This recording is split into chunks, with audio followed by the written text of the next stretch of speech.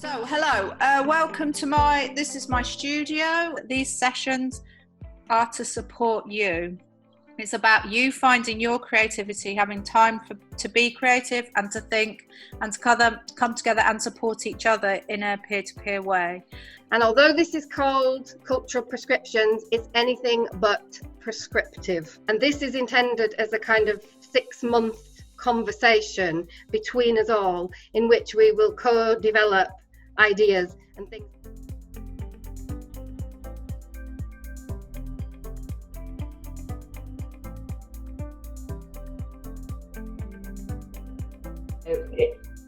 For us to be able to appropriately support people who are isolated, struggling with whatever issues, the absolute priority has got to be that we're all okay. Absolutely. It made me want to get creative, but then I always hear a little doubt saying, well, you've not done that for ages and you're probably going to you might do it wrong. I'm kind of intrigued about what will happen next, really, and where we go from here. So I'm really looking forward to that. It has been really interesting. Give it a whistle. I have been called Yoda before. I was hoping that you would all tip it out and all the glitter would go everywhere. Yeah, I saw a glimpse of the glitter and I was like, not on my watch, Kate. Not on my watch. Well, I had made a flute, but then I realised I got it wrong because it wasn't about making the object, it was about making the feeling. Did you just whittle that? I bet you did. Yeah. Yeah. You've done it again.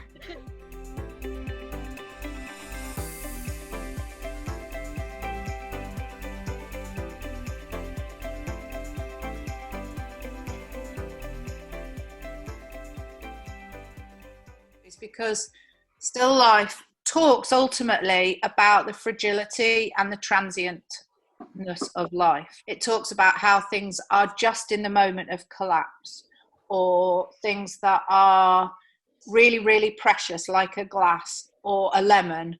But also it's about looking and being seen and seeing things. And all of those things are really what you're doing in your jobs. You're interested in people's lives, you're interested in seeing people.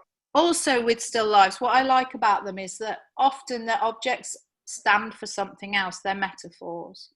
And there's lots of hidden stories and meanings inside those pictures. And we are using objects to tell stories. And it made me think that if all of you are currently connecting to people who are probably stilled, as in their lives are stilled, and which is why they're on this, why potentially they've been assigned to you, and also you're in their houses or in their lives, and so they're surrounded by objects that mean things to them.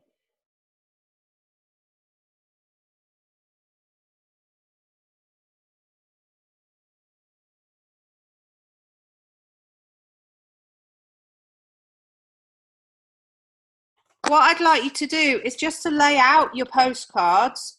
I just want you to pick one that just draws your attention or resonates. And this face here is brilliant. It's kind of going, it's a bit kind of pursed, you know what I mean? And I really liked the paper that it was on. It's not a shiny card, it's matte. And I appreciate that. It's like a sort of intricately carved camel. The connection to the memory is what it means, and you know, it is in many ways a transitional object. It's a Welsh miner's lamp. It was my granddad's. I have quite a strong connection with my grandparents. I was really close to my grandma, and they were Welsh. It's by T-Rex. Ooh. It's called Bolan Boogie. But the interesting thing about it as well is that for some reason, I don't know why, when I was a kid, I wrote my signature on it. But the great thing about this is when I put it on, it makes me kind of feel like I'm 12 again. This is my nan's bottom tin. And I love this because we all played with it. Me and my cousins played with it. Her grandchildren played with it. And now my little one's playing with it. And we've been sticking it in Play-Doh. There's that theme of, like you said, about missing things as well. And sometimes you don't know you're missing it until you see a That's nice. Visual, you know, a visual of it, it kind of brings feelings out as well as memories. And what I'd like you to do is think about what's just come up in the discussion around the buttons. Now, it might be to do with your button, or it might be to do with the larger conversation that happened. But I'd like you to make something in relation to that conversation. I'm just going to be quiet because I know how important it is for thinking sometimes.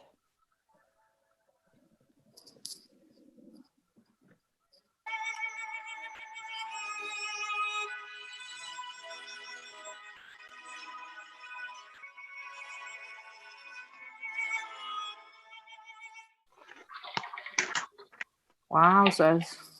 So that was mine. And you just made that? Have you just made that? Wow. Very intricate. Wow. That is impressive. Basically, whenever any of the family see hydrangeas, they always think of Gran's garden. So, so she's living on. So I've got a needle and thread. So it's about similar thread to Debbie, really, with the buttons, thinking about my nan, thinking about my family, all the handy, creative, clever ladies in my family have used their hands to make things. What I've enjoyed is really hearing your stories and feeling like you can come to this space and share things, and that the art and the making is allowing you to share things, simple things like buttons and plasticine.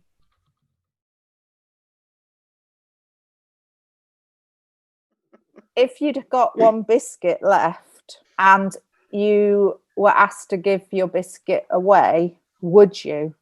Can I clarify? Have we been allowed to have any biscuits before the last biscuit? Yeah, it matters, because if you need a biscuit, have we already eaten a packet? Nearly a full packet.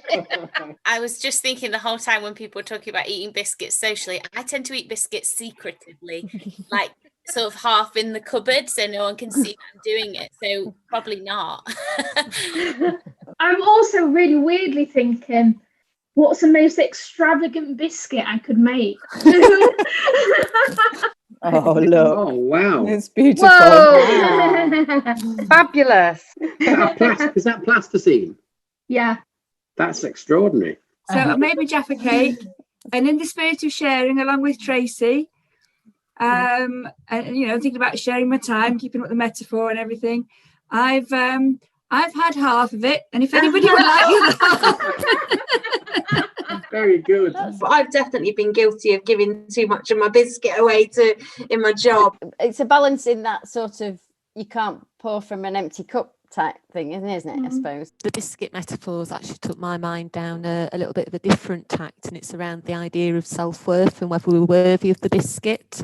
I suppose my ambition with this biscuit conversation, because it's not really about biscuits, but it's about this idea of making something that reminds you of this conversation, of the importance of feel and self-care and making time, all the things that you've said that you offer your clients, and to think about yourself in that time.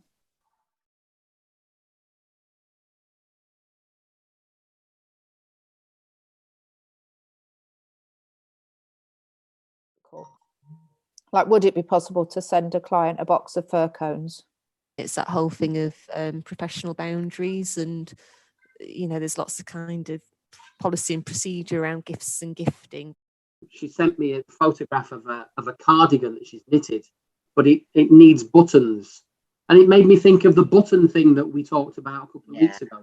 It would be something that people need or would enjoy. A more individual response. Yeah, rather than just send the same thing to everybody. But given what we've done, the same thing went to all of you. Yeah. And you've all responded completely differently. Yeah, true. I'm just kind of thinking about Peter's buttons. That would be lovely to send buttons. I don't think I'd dream of sending somebody buttons. Isn't that ridiculous? What are we doing? Because I'd be so scared that then they'd need me forever. It's always a question, isn't it? How much to disclose and how much to share and how much to connect humanly. But actually, my professional head said, that's crossing a boundary, Becky. And kind of thinking about this, making me feel a bit monstrous. But it is making me question connection and boundary. This is a really interesting session. So that actual space that you hold is so kind of full of potential. Whose voices are they? And actually, what's your voice? And what do you want? And that's the most, and it's empowering somebody to find their voice and distinguish that from all the other. That's really freeing in itself, enabling somebody to find their own voice.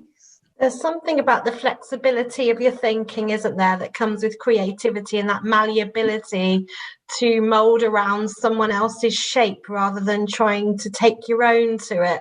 And it doesn't work. You're not a good listener if you're not malleable, and you're not a good worker if you can't be shaped by someone else. And that's where the creativity comes in, I guess, is that you really need to, you might come with a set of standards or thoughts or ideas about where that person might come, but if you're not wrapping yourself around their shape and what they're saying and what they need. But it's just dawned on me, all those other services didn't allow themselves to be affected by what the client says. Yeah. And how we work is like what they say to us becomes the service, becomes what we do together. That's perfect, Nada. We need to write that down, because the amount of clients, professionals, colleagues that have said to us, explain to me, what do you do? And every single time I always go, that's really hard to explain. And people look at me as if I'm stupid, but I think it's really hard to explain what social prescribing does. And Nada, that's it. I can't even remember what I said now.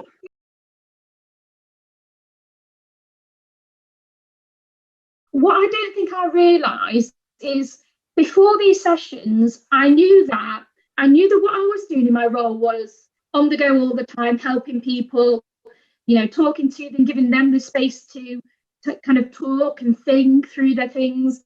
And I knew that we didn't have enough space for ourselves, but I didn't fully understand what we needed. And through these sessions, I've come to realise that what we need is this kind of thing where we've got a space to, one, be honest and share things with each other. And secondly, it's a kind of a creative, reflective space. And I found that so invaluable, not just to myself and my own well-being, but then in turn with my clients as well. I kind of now having that space to digest and think has meant that I work with people in a different way, and it seems to be working really well. I don't feel like we've managed to connect. It's been so hard to form any team-like relationships. So this is, I think, just what I needed at this time. And obviously, having the space today has just made me realise I need more time to reflect and more creative time. And sometimes, clinical supervision would be fine to pinpoint on one thing. It's very superficial kind of talking through issues, whereas this is room to explore at depths that you want to go to. You don't know where you're going to end up, which is a far more interesting conversation, because you end up where you need to be, not where you're being told you have to be because that's the agenda. But it's much more supportive and responsive to what's going on with you. And when we joined Cultural Prescriptions and I got this little brown box with a black band around it, it made me feel happy and special and excited, and a lot of feelings that I hadn't felt for a long time because of COVID. And it also inspired myself and Naomi to want to give our clients that feeling. So we're halfway through a project of sending out packs like this to our clients, so they hopefully experience the same feeling as well. And we very much want them to be a connectivity thing, whether it be follow-up phone calls and people write or send things back. So it's very much inspired by what's happened in these sessions. So thank you.